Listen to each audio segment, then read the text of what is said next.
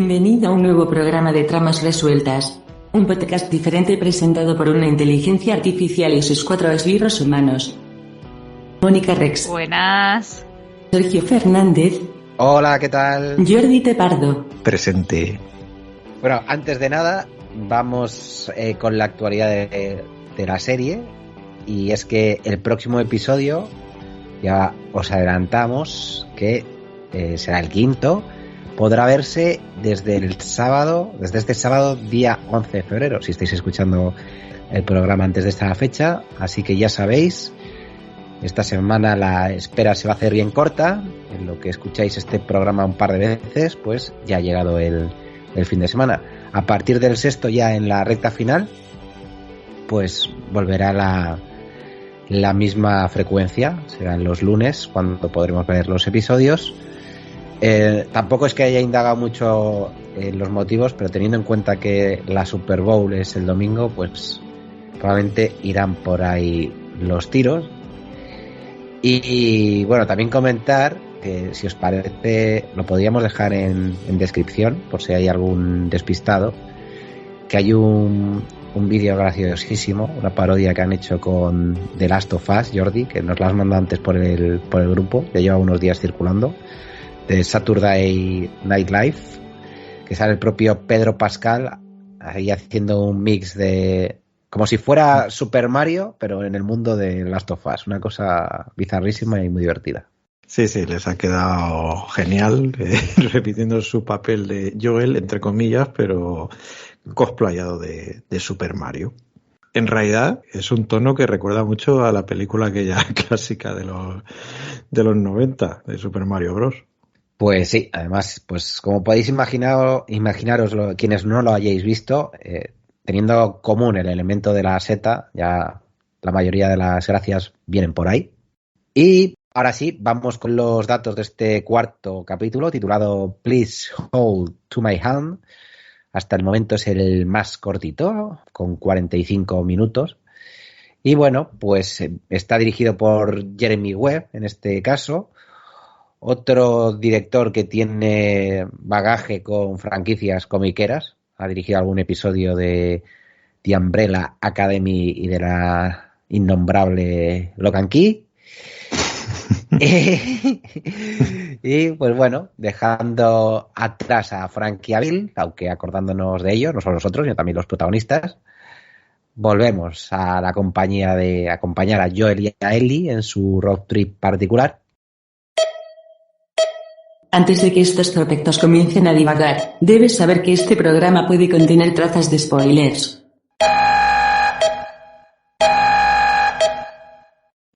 A pesar de que el personaje interpretado por Pedro Pascal pues continúa siendo par con palabras, incluso un tanto hiriente en ocasiones, ¿no?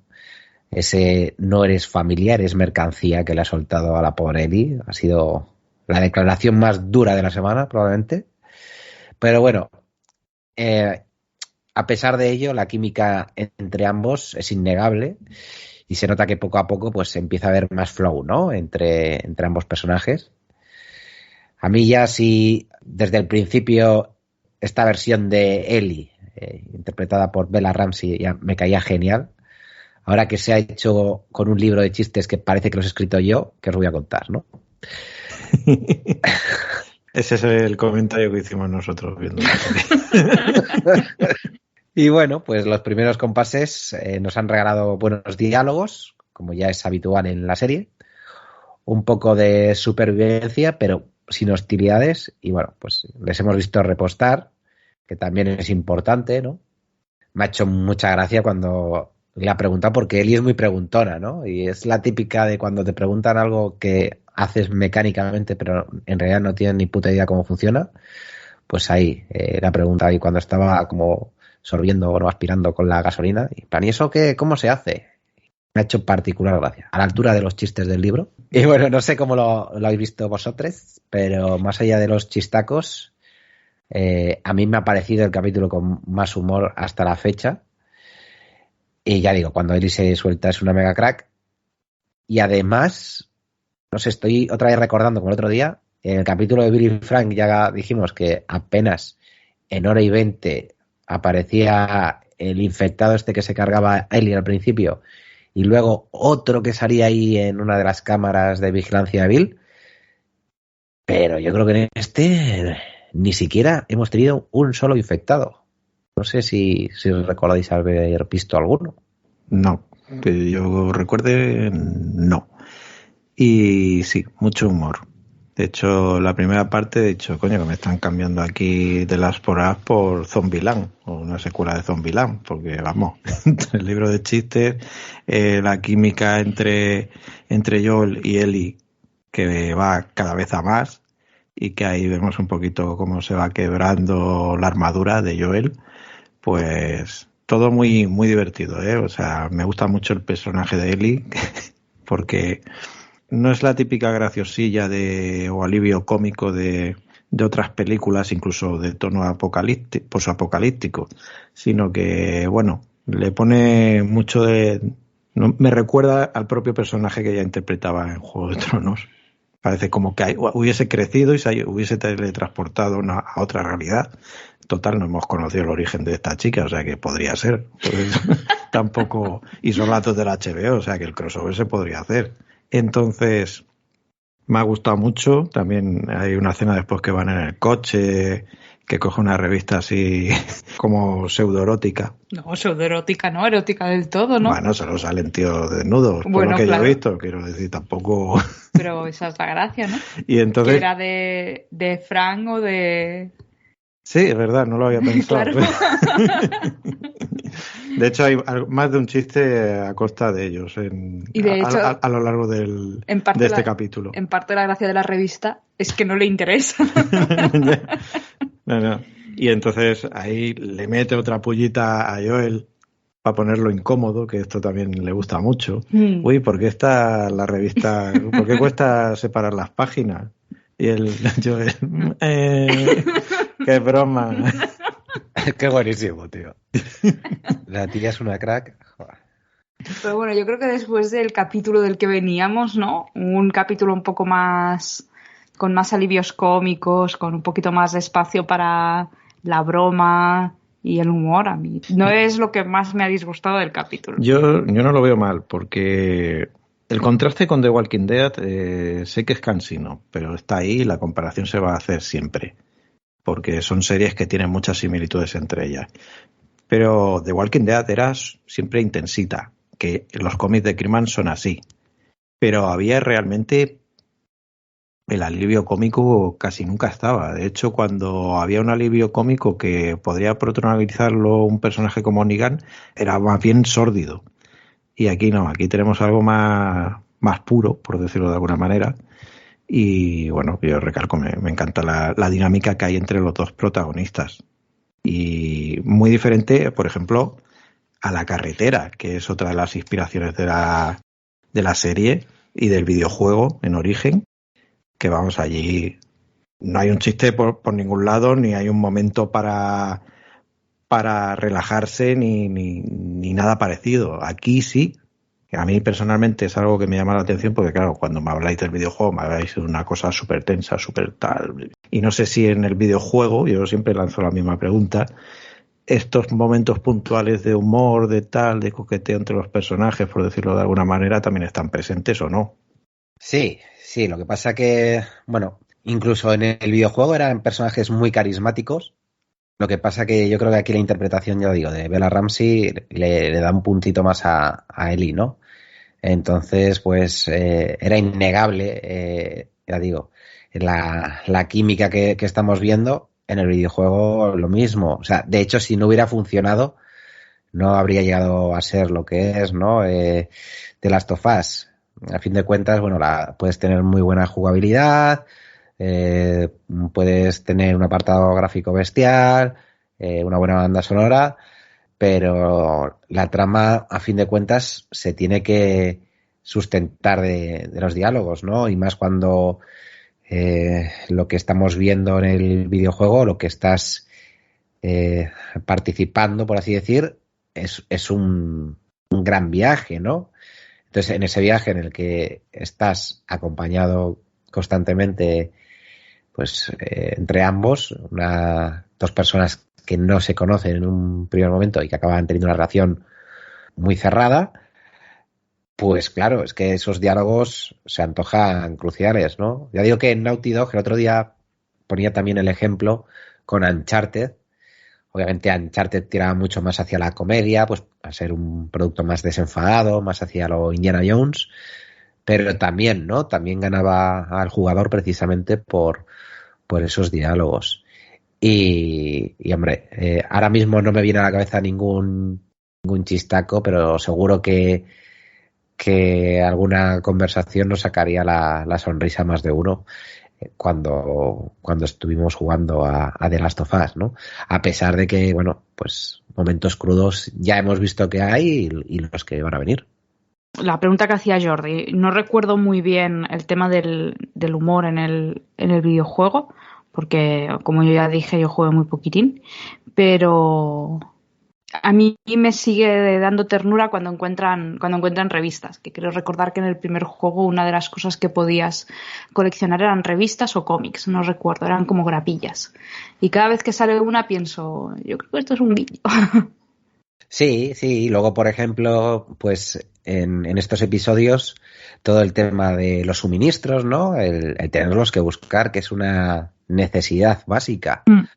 Y los comentarios el otro día, en el capítulo anterior, creo que fue, o bueno, en uno de los anteriores, hablaba Joel, ¿no? Le contaba a Ellie que claro, que la gente cuando dispara se parece más a un Stormtrooper de Star Wars que lo que vemos en las películas habitualmente, ¿no? O sea, que la puntería pues deja mucho que desear. Hoy nos hemos enterado que está mal de un oído por un disparo que encima hizo él, yo creo.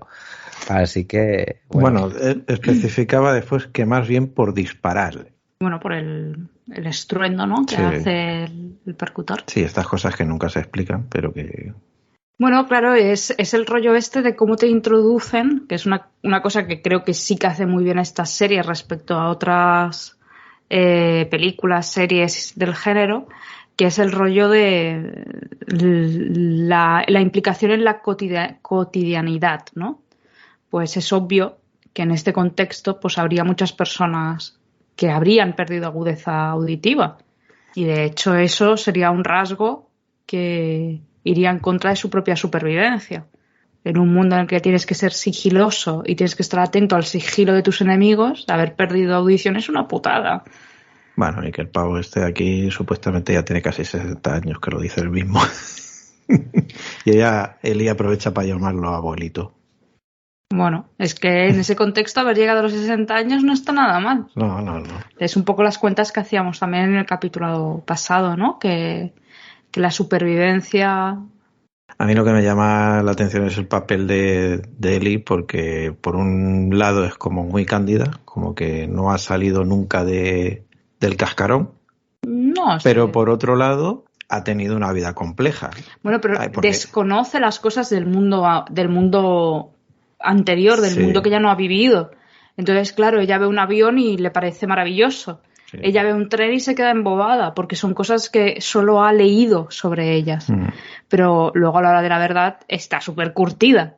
Sí, no, eso también es un punto que es llamativo, que normalmente no se ve en muchas películas del género, porque normalmente te cuenta la historia de gente que ya ha vivido eso. Bueno, y normalmente si hay niños, son recién nacidos, no se hacen esas preguntas porque ya han vivido allí, han conocido otra realidad, y aquí sí que lo plantean y está curioso, porque, bueno, es una manera de retrotraernos al pasado y sacarle a Joel algo de... Bueno, y allí siempre como un exceso de papel protector con los adolescentes en estas cintas. Estoy pensando incluso en Rick y su hijo, que ahora no recuerdo cómo se llamaba el hijo de Rick. Ricky Morty. Carl, es verdad. Que incluso en las últimas temporadas que vimos, porque nosotros no hemos acabado de ver la serie, seguía siendo como muy protector con su hijo. Y en cambio Joel sí que es protector con Ellie, pero de otra manera, le deja mucha cancha. No es un brasas, tío. Es que, joder, estoy un poco harta de los padres brasas en las series. Ya tenemos suficiente con los padres brasas en la vida real. En The Walking Dead se trataba el tema, lo que pasa es que The Walking Dead hacía como borrón y cuenta nueva. Había habido una civilización y de pronto todo el mundo lo había olvidado. No había esos pequeños toques que vemos aquí de entro a un bar y veo una máquina antigua y no sé, me genera una historia. Eso en la historia de Kirkman no está en ningún momento. Ya. Pero sí que está el hecho de cómo los jóvenes que han nacido en esa sociedad sí que tienen otra manera de ver el mundo. Incluso en los primeros episodios teníamos una historia bastante cruda de dos hermanos que uno mata al otro porque, bueno, han nacido en este mundo y el otro considera que, bueno, que no pasa nada porque va a revivir, ¿sabes? Pero va a revivir convertido en un zombie. El grupo acaba decidiendo que tienen que matar también al otro niño porque es un peligro, porque no distinguen lo que es una persona viva de una muerta. Entonces eso era un tema interesante, pero lo que es la relación con el mundo pasado en ningún momento se trata. A mí me da la sensación de que Kirkman en lo que estaba interesado era en profundizar en otras cosas, Sí. Profundizar en las relaciones sociales. Era una obra muy, muy, muy, muy política. Sí. Y ahí el cambio generacional es muy importante para entender el progreso de la política, ¿no? El progreso no entendido como progresismo, sino como causalidad de una cosa detrás de otra. En cambio aquí yo creo que sí que hay un intento de mirarnos hacia nosotros mismos y creo que es una obra que no pretende hablar de la sociedad, sino de hablar de los seres sociales. Sí, a ver, que en este capítulo, precisamente, hoy lo estamos mencionando mucho, pero es que a mí es el capítulo que más de Walking Dead me ha parecido. De pronto no había infectados, era una historia de supervivencia básica, dos personajes que llegan a un territorio, y ahora lo introducirá Sergio, y bueno, pues hay peña que intenta matarlos o aprovechar o robarle los recursos o tal, que esto es una dinámica siempre en todas las películas apocalípticas. No te tienes que preocupar del monstruo de turnos, a ese X no es lo importante, siempre lo importante es que no te maten los de tu propia raza, por decirlo de alguna manera. Y en ese sentido el capítulo es de los más planos que he visto de los que llevamos. Pero bueno, lejos de eso, para mí se sigue sosteniendo por la relación entre los dos protagonistas y bueno, pues el giro, en este caso, predecible, que ya hablaremos del final. Sí, bueno, y además esa pátina de realidad que sí que tiene y le diferencia un poco, yo creo, con The Walking Dead, ¿no? Que al final, pues te crees un poquito el escenario que plantean, ¿no? Que sea muy catastrofista y demás. Y luego es cierto que, pues con esos detallitos que comentabas, Mónica, pues por ejemplo, me ha venido a la cabeza cuando se ponen a cenar, ¿no? Que está ahí Eli zampando y dice, joder, esto está buenísimo, ¿qué es? Y dice, otro, unos raviolis precocinados de hace 20 años. Pero se queda ahí, ¿sabes? Y es el detalle de, es que te hace gracia, está bien escrito, pero no se queda ahí en la nostalgia, ni te ponen la musiquita y tonta, ¿sabes? De, no, pues es... Entonces, joder, yo la disfruto mucho en ese sentido porque no me parece nada forzada, todo encaja bien y es cierto que obviamente es el capítulo pues menos interesante, ¿no? En el que, pues sí, efectivamente ahora hablaremos, podemos encontrarnos pues más clichés incluso, pero aún así está tan bien hecha que, bueno, como decía Mónica, veníamos donde veníamos y entonces, pues bueno, después de la llorera de la semana pasada, de todo el drama y demás, pues, hombre, estar un poquito, relajar, cargar pilas y prepararte para lo que viene, pues tampoco está mal, ¿no? Sí. Que, por cierto, respecto a lo que cuentas, una cosa que me gusta mucho del personaje de Ellie es que no tiene conciencia del tiempo pasado, que es una cosa que le pasa mucho a los adolescentes, que nos ha pasado a todos.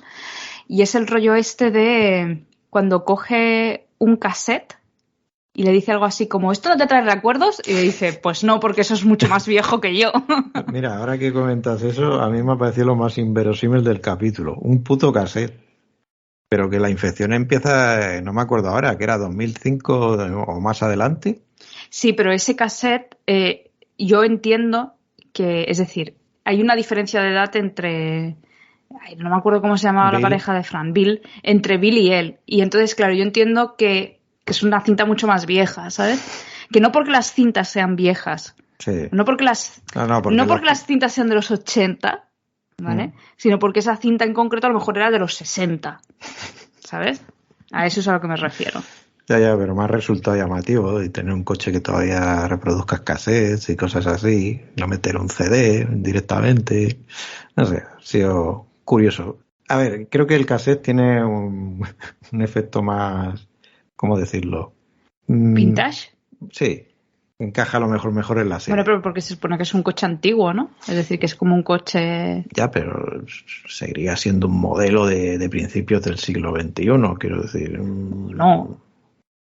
Bueno, no, pero que es Estados Unidos, también te digo, pero bueno, que es un detalle tonto. Mira, te voy a decir, esto es un off topic, pero la epidemia empieza en el 2003 y el otro día yo estuve recordando que cuando empecé a trabajar en mi actual trabajo, valga la redundancia, empecé en 2006, pues a mí las formaciones que, claro, entonces pues no había Teams, el Skype funcionaba de aquella manera, Internet que teníamos tampoco era muy allá. Entonces, a mí las formaciones que me daban, me las mandaban con cinta grabada de cassette. Y te estoy hablando de año 2006, 2007, 2008, ¿eh? Pero o sea, a ver, pero eso era ya viejuno para la época. Porque... Claro que era viejuno, pero que te digo que, bueno, y el coche de mi padre del 2003 no sé cuál sería, pero te podrías encontrar cintas de dudosa calidad y sí, bueno, mejor no decirlo, ¿no? En público, pero vamos, traumas varios. Bueno, pues si queréis seguimos avanzando en el episodio. Después de haber descansado, pues por pura lógica, lo que hacen es ir a Kansas, guiño guiño, Kansas City. No lo pido. Pues que después de haber descansado han ido a Kansas. Cansarse un poco. Del libro de chistes de... ¿Dónde vas cuando estás cansado? Exactamente. Bueno, y aquí ya tenemos el típico momento de hay que cruzar un túnel de aspecto sospechoso, pero, oye, mini punto para Joel, que decide dar la vuelta y pillar la M30 que circunvala la ciudad por otra parte. ¿Y es donde la caga? ¿Problema? Pues que, claro, es lo que tiene el apocalipsis, que no hay GPS que valga y se tienen que contentar con la guía Kamsa, que Mónica igual no sabe de qué estoy hablando. Sí, hombre, claro que sí. Ay, por favor, que no soy tan joven. Entonces, claro, esto hay que ponerse en situación, porque imaginaos que Eli es la segunda vez que se monta en un coche, la facilidad que puede tener por hacer de copiloto con un mapa que ahora lo analizas bien y era como llevar un escape room encuadernado en el coche. ¿Quién no se ha perdido con un mapa de carretera de estos? Era tremendo. Es que nunca eran útiles. Acababas preguntando y ya está. Ya, pero si vas por la autopista a lo mejor no puedes parar el coche para preguntar. Ah, pero las autopistas estadounidenses siempre son súper largas, allí, desiertas. O sea que da igual, solo hay una dirección. Como tú dices cuando vamos conduciendo, no, si es todo recto. Porque claro, como el GPS marca hacia adelante, es todo recto. ¿Sabéis que hay un tipo de personas que si le preguntas siempre te va a responder, independientemente de que sepa darte la respuesta o no? Si no, se la inventa. Es muy curioso. El típico que te manda a tomar por culo es como, cabrón, este no sabía dónde era. No, a mí me pasa justo lo contrario. O sea, a mí me da siempre cosilla porque me pregunta la gente y nunca sé qué decirle. Y siempre les digo, no soy de aquí. Pero que eso lo digo incluso cuando estoy en mi barrio. A ver, yo recuerdo que empecé a aprenderme el nombre de las calles una vez que me pasó esto, que me pararon y me preguntaron dónde había una calle y fue como, pues no lo sé, no me sé los nombres de las calles de mi pueblo. Y a partir de ahí fue como, tienes que ser una persona responsable para que cuando te paren por la calle puedas contestar y guiar bien a la gente. Y fue cuando empecé a aprenderme los nombres de las calles.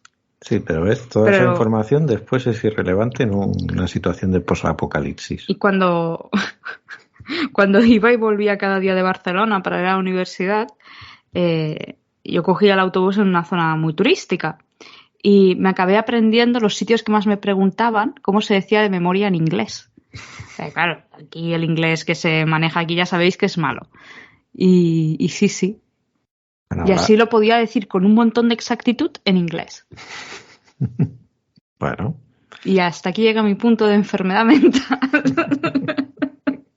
Yo no, yo sigo sin saber orientarme nada de nada. O sea, y además que claro, si me preguntan a alguien para dirigirse en coche a cierto lugar, todavía peor.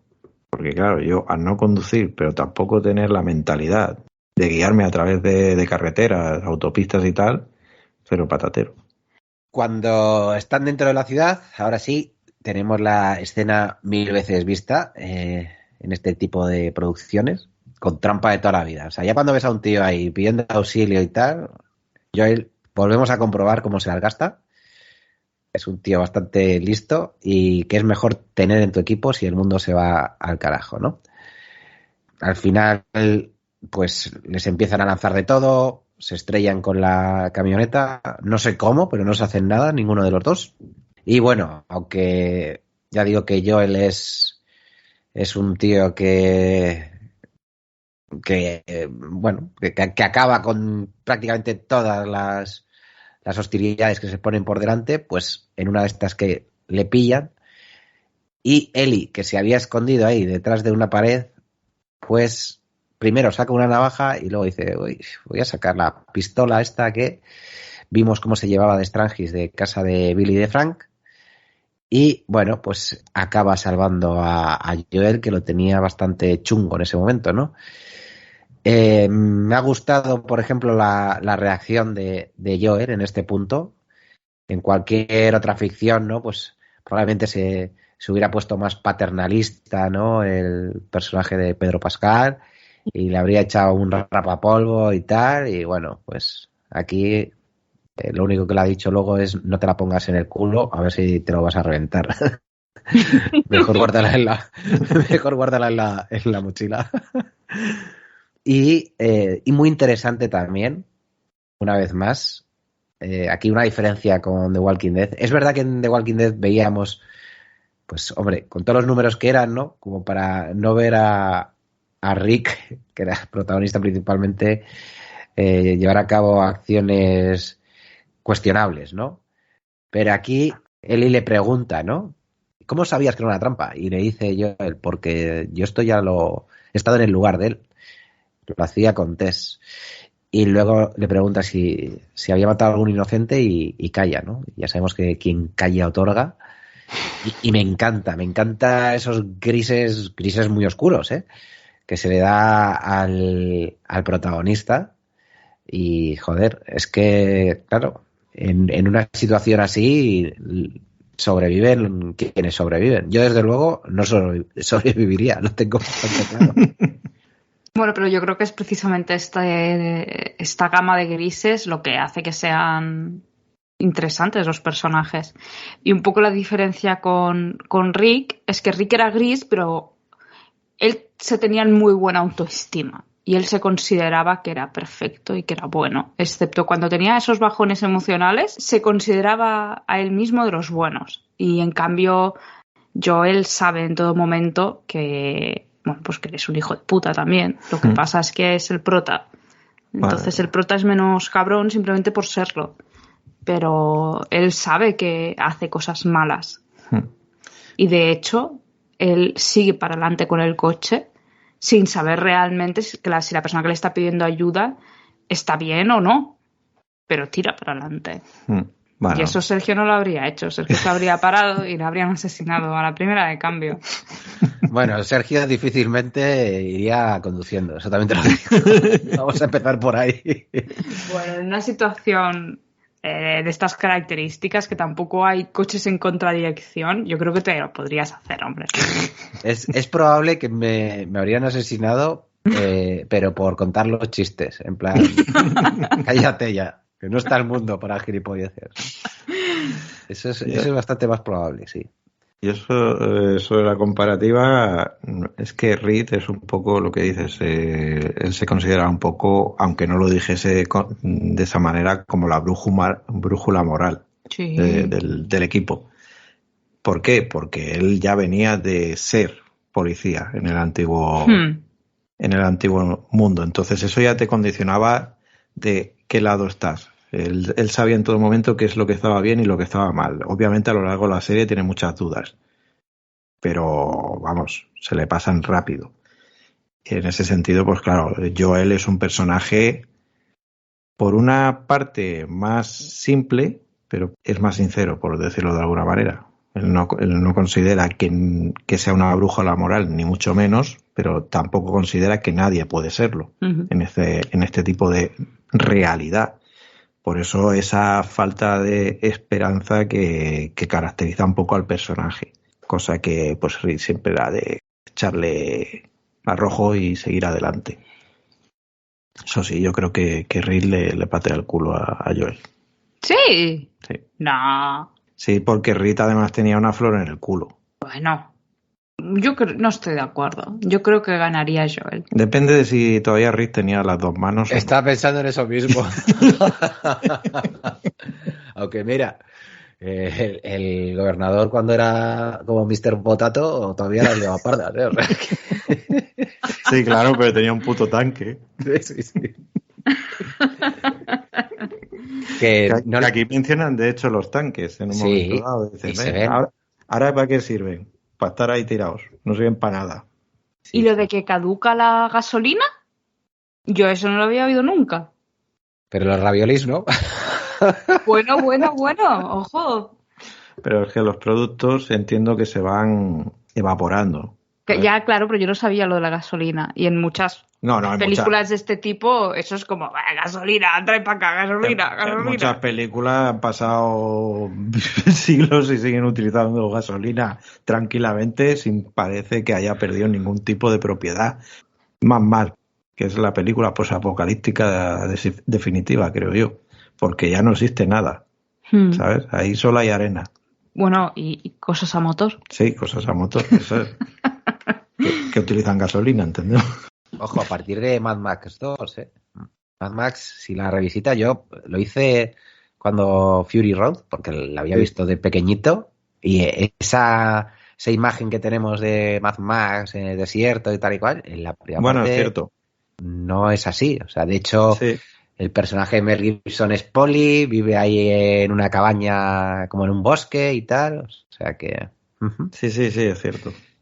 Volviendo al episodio, no lo hemos dicho, pero bueno, en este road trip que comentaba, el destino es el Gran Wyoming, que está por ahí el hermano de Joel, y bueno, pues ya nos ha ido contando un poquito más de él. Ya sabíamos, ¿no?, que había estado en el ejército, pero bueno, pues ya sabemos ahora que Joel acaba en Boston y por extensión pues acaba conociendo a Tess porque es su hermano.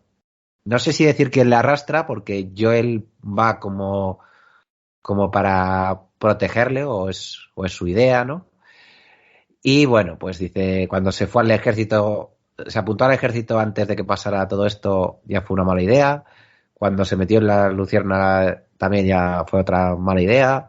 O sea que Joel y Tommy ya vemos que la relación que tienen no es una relación sencilla, y bueno, habrá que ver si se encuentran, cómo será ese recibimiento, ¿no? El tema es que, pues eso, para llegar a Wyoming no tenían que entrar en la ciudad de Kansas, pero hay que haber entrado. ¿Y qué tiene de particular esta ciudad de Kansas cuando ya vemos que pues han estrellado con el coche, Joel y Ellie han tenido esta escaramuza y bueno, pues liada, porque claro, ahora el resto de la gente les van a poner como objetivo, ¿no? Van a ir a por ellos. Bueno, pues resulta que en la zona de cuarentena de la ciudad no hay rastro de Fedra. Y claro, apunta Ellie muy sabiamente, dice, oye, pero si aquí no hay Fedra, pero tampoco son luciérnagas, esta gente quién es, ¿no? Esto sí que es verdad que Kirkman lo hacía muy bien, ¿no? O sea, le gustaba mucho recrear diferentes escenarios sociales, ¿no? Pues como cómo podían darse asentamientos de lo más diferente. O sea, si te pones a ver en The Walking Dead, pues cada asentamiento poco o nada tenía que ver entre ellos, aunque finalmente pues sí que hubiese una red, ¿no? de intercambio de productos y demás, pero bueno, incluso pues se regían de formas diferentes y bueno, pues digamos que era lo interesante, ¿no? Como decía Mónica, a nivel político. Y bueno, pues en este punto sí que me ha recordado un poquito a The Walking Dead también, pues por ese levantamiento popular, podemos decir, que no hemos sido testigos, pero ya vemos, ¿no? que ha sucedido, cansados pues del fascismo de Fedra, ¿no? Del autoritarismo, que ya hemos visto que era un gobierno militar que primero disparaba y luego comprobaba si estabas infectado, con lo cual pues normal que la gente estuviese hasta las mismas. Así que aquí aparece un personaje nuevo, importante e interesante, interpretado por Melanie Lynskey, haciendo el papel de Kathleen, que por cierto, me hace particular gracia esta actriz, porque, claro, no sé, seré yo igual, ¿no? Pero a mí me tiene cara como de muy buena persona, ¿sabes? De no romper un plato, pero, joder, luego ha hecho cada papel que yo la suelo seguir ahí en lo que hace. Jordi, ¿a ti te sonaba esta actriz de algo? Me suena, pero no la he reconocido. Mira, te voy a decir, para que veas ya papel perturbador, te digo una película que a ti te gusta mucho, a ver si sabes quién era. Las ventajas de ser un marginado. Joder, hostias, la tía. Efectivamente. que apenas aparece, pero... Apenas aparece, pero bueno, ya te puedes hacer una idea. Y quien esté viendo ahora también una serie que lo está petando bastante fuerte en Estados Unidos, que se llama Yellow Jackets, que va pues de un grupo de adolescentes que quedan tras un accidente de avión. Esto también nos suena mucho, pues se quedan ahí en un monte, en un bosque ahí perdidas de la mano de Dios. Y bueno, pues se alterna el pasado, que es cuando ellas eran adolescentes, con el futuro, cuando ya están mayores, por así decir, las supervivientes, y pues digamos que la protagonista es Melanie Lynskey, ¿no? Entonces, bueno,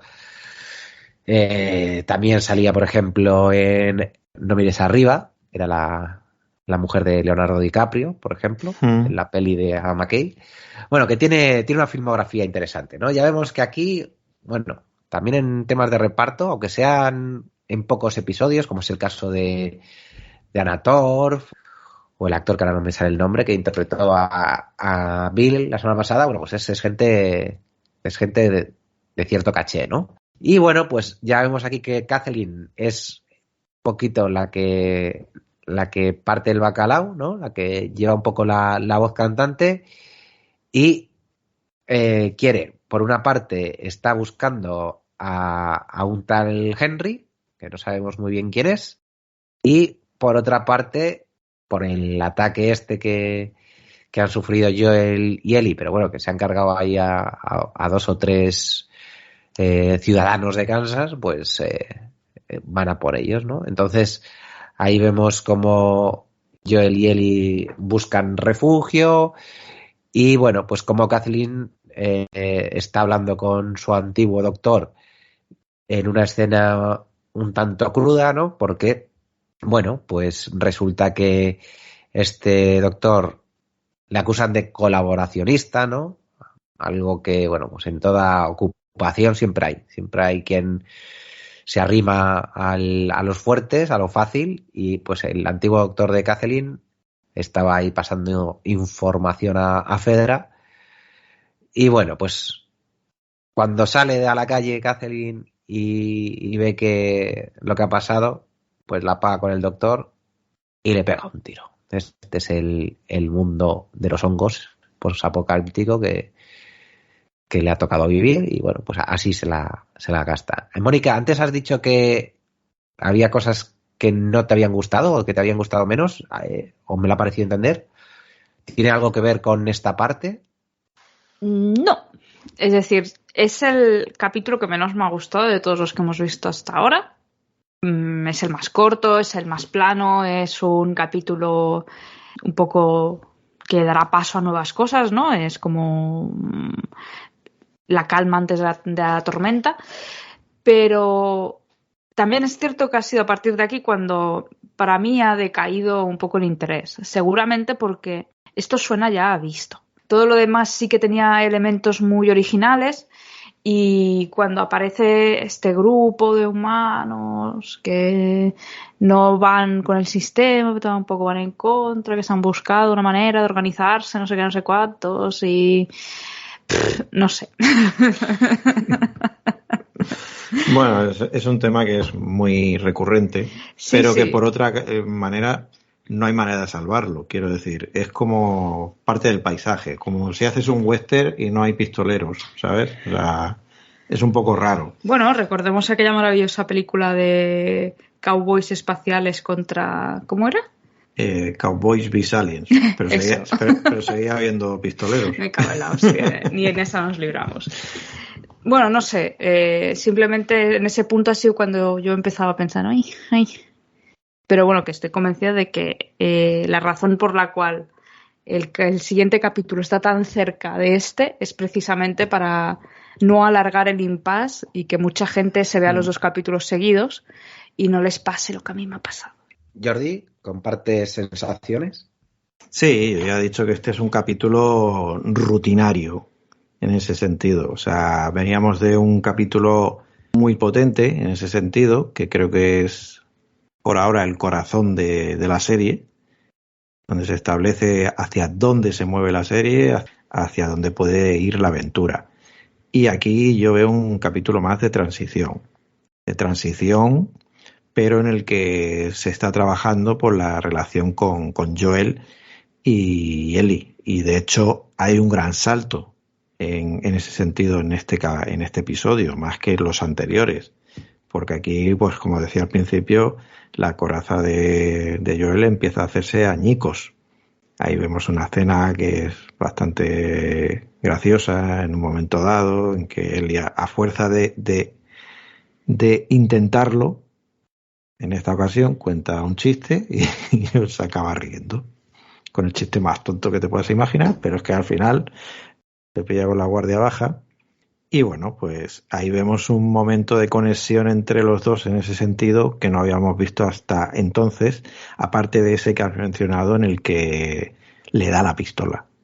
Sabes que es algo que había evitado en los otros 3 capítulos y que aquí en un primer momento, cuando ella la ayuda, le quita la pistola, pero básicamente en la escena siguiente se la da y le da algunos consejos de cómo utilizarla.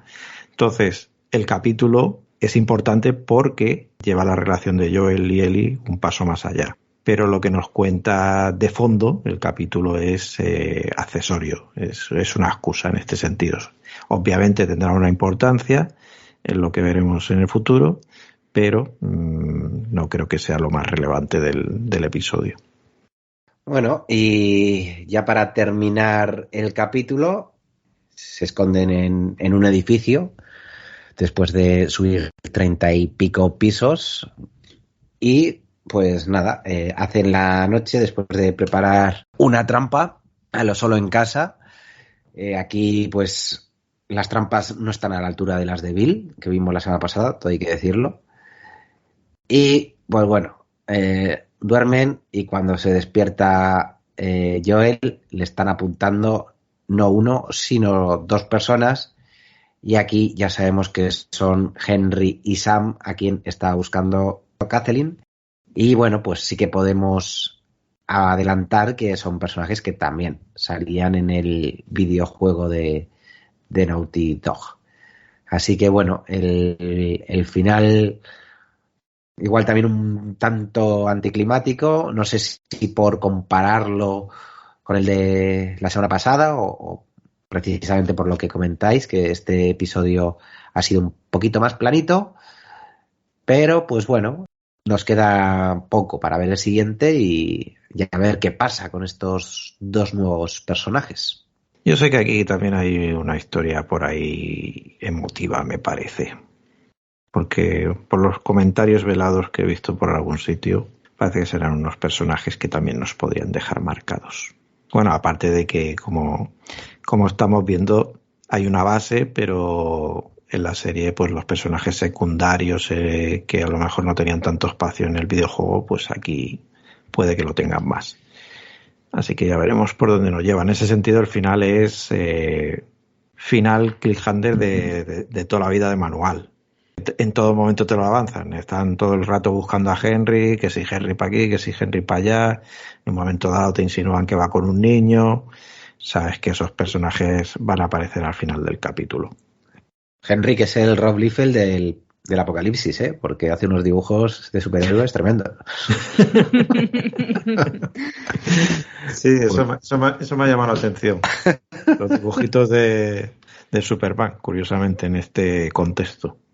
Y Sergio, ¿a ti qué? ¿Te ha gustado el capítulo así en líneas generales? A ver, ya digo que sí, ¿eh? O sea, pongo en la balanza las cosas buenas.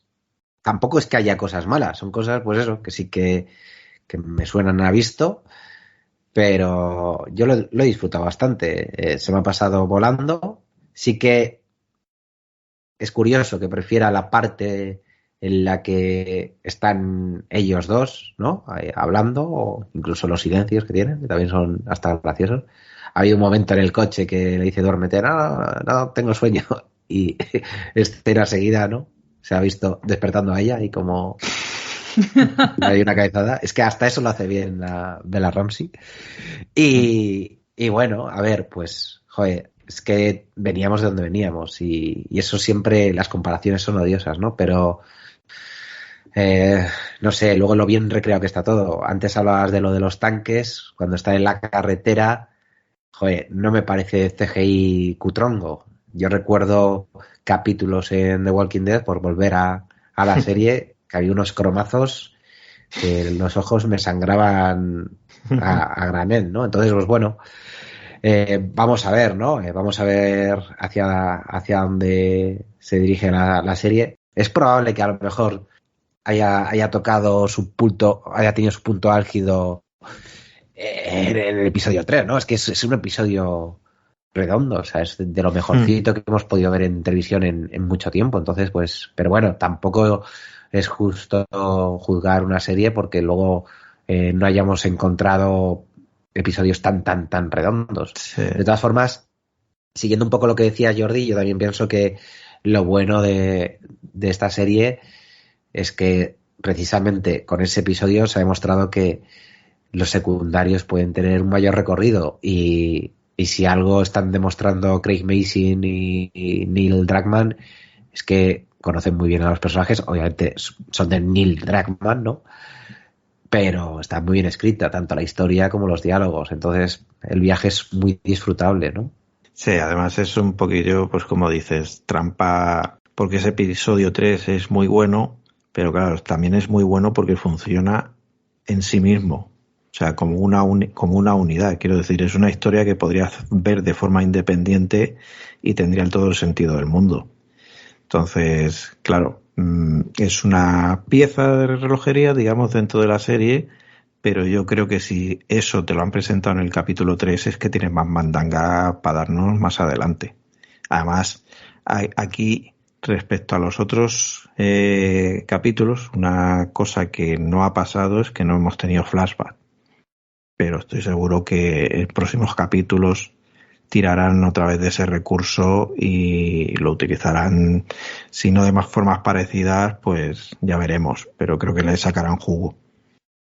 Bueno, pues esto ha sido el análisis del episodio, pero Mónica, yo creo que todavía nos queda algo más, ¿no? ¿Nos queda la propina o qué tenemos para regalar a los oyentes?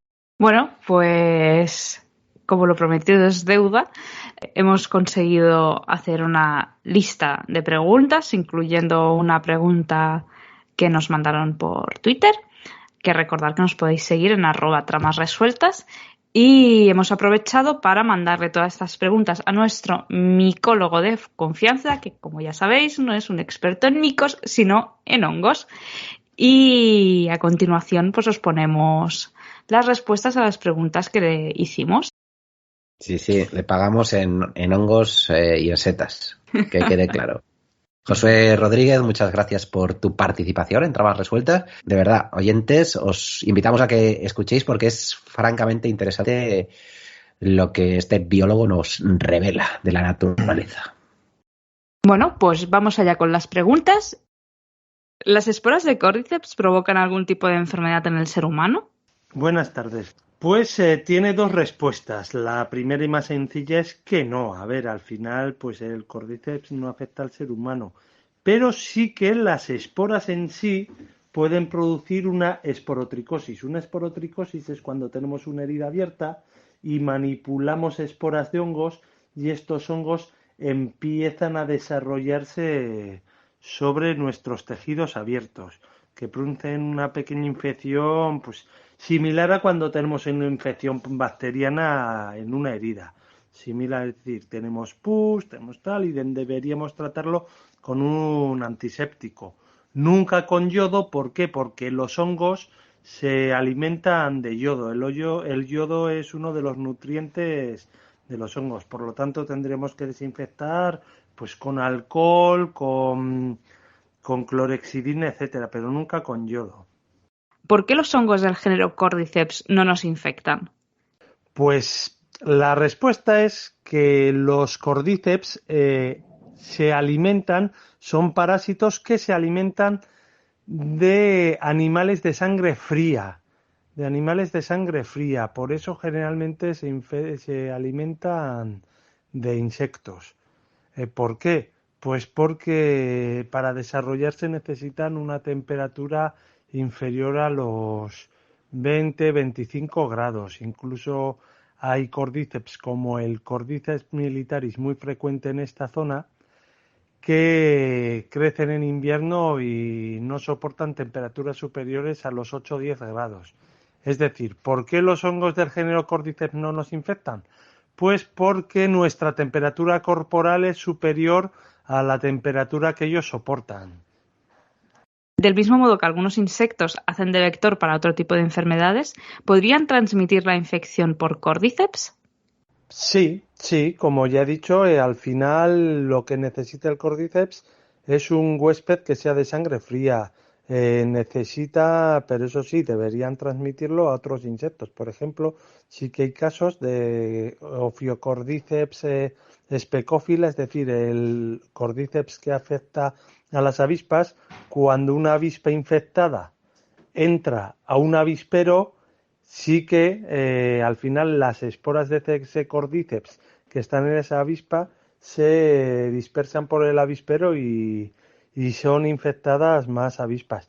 Lo mismo pasa esto con el Ophiocordyceps specófila, que es el de las avispas, como pasa con el Ophiocordyceps unilateralis, que es el que afecta a las hormigas, que cuando entra una hormiga infectada pues puede transmitirlo al resto del hormiguero, ya que las esporas del Cordyceps de esa hormiga portadora se expandería por el resto del hormiguero, o el Ophiocordyceps sinensis, que afectaría a polillas también. Cuando entran en contacto unas polillas con otras, también se pasan las esporas de estos Cordyceps. ¿Por qué afectan a unos individuos y no a otros? Pues como todos los patógenos y todos los parásitos, dependiendo de las defensas o del estado físico y de salud de cada individuo. Se sabe que algunas familias del género Cordyceps son capaces de alterar el comportamiento de los insectos que infectan. ¿Cuál es el mecanismo que emplean? Pues esto es tan simple como el micelio, es decir, el órgano vegetativo del hongo, pues son un montón de hifas, un montón de células y tejidos que se van expandiendo por todo el organismo. Cuando estas hifas, cuando estas células del micelio, es decir, del hongo del Cordyceps, del Ophiocordyceps, empiezan a alimentarse del cerebro, pues obviamente el cerebro de este insecto deja de actuar correctamente, es decir, empieza a moverse o a reaccionar de manera distinta. Es pues como si a nosotros nos metieran cualquier cosa en el cerebro que empieza a alimentarse de nuestro cerebro, es decir, nuestro cerebro deja de funcionar correctamente. ¿Este mecanismo podría replicarse en pequeños o grandes mamíferos? Como ya he respondido anteriormente, al final, para poder reproducirse los cordíceps, pues necesitan animales de sangre fría, es decir, que las temperaturas corporales como mucho alcancen los 25 grados. Y los cordíceps que tenemos por aquí, por la península ibérica, pues son cordíceps de menor temperatura, vamos, incluso. Pero claro, podría darse el caso de que hubiera una mutación genética en los cordíceps y sí que pudieran sobrevivir a temperaturas superiores, es decir, temperaturas de un organismo normal de 35, 37, 40 grados. Si dado el caso hubiera un hongo cordíceps que mutase y pudiera sobrevivir a esas temperaturas, pues obviamente, claro que podría replicarse en pequeños o grandes mamíferos. Hoy día no porque los cordíceps que se conocen, todos lo dicho, todos necesitan temperaturas muy inferiores para poder reproducirse. Y desde Twitter, Miguel Ángel, que podéis seguirle como @ocubo_on, dice: en el segundo episodio de la serie hablan sobre los filamentos del hongo que crece bajo tierra y avisan a los portadores. ¿Cómo de grandes pueden llegar a ser esas redes miceliales que crecen en el subsuelo y hasta qué punto permiten la comunicación entre organismos? La comunicación entre organismos es tan simple como que un micelio está formado por infinidad de hifas, infinidad de células o tejidos de células, que cada una tiene unas funciones. Unas son de alimentarse, otras son de reproducirse, otras son de relacionarse, otras son sexuales. Y vamos, al final estas hifas son las que entran en contacto con el organismo y cuando es un hongo parásito lo que hace es alimentarse de la materia orgánica de este organismo. Y luego, ¿cómo de grandes pueden ser las redes miceliales? Pues el ser vivo más grande del mundo no es la ballena azul, sino que es un hongo llamado Armillarios toyae. Es común en la península ibérica, pero en un bosque de Oregón hay un micelio de Armillarios toyae que tiene unos 2.400 años de edad y una extensión de 880 hectáreas. Es decir, es enorme. Los cordíceps, pues mira, aquí en la península ibérica es bastante frecuente el Cordyceps militaris, que se alimenta de crisálidas de la procesionaria del pino, y yo conozco algún micelio, por ejemplo uno en Derio, en Vizcaya, conozco un micelio que puede tener tranquilamente unos 8 o 10 metros de diámetro.